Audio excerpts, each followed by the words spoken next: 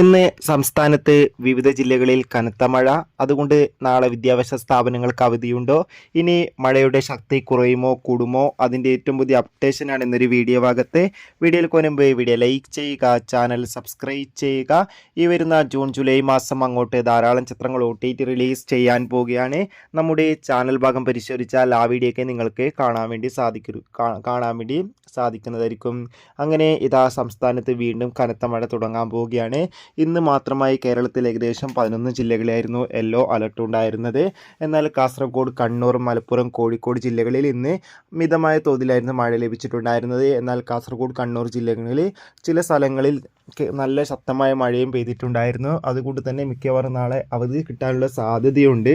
എന്തായാലും ആ ഒരു അപ്ഡേഷൻ വന്നാൽ ഉടൻ തന്നെ നമ്മളുടെ ചാനലിൽ അപ്ലോഡ് ചെയ്യും. ആ ഒരു അപ്ഡേഷൻ അറിയാൻ വേണ്ടി നമുക്ക് കാത്തിരിക്കാം. കൂടുതൽ അപ്ഡേഷൻ അറിയാൻ വേണ്ടി ചാനൽ സബ്സ്ക്രൈബ് ചെയ്യൂ. അടുത്തൊരു വീഡിയോയിൽ കാണും വരെ ബൈ.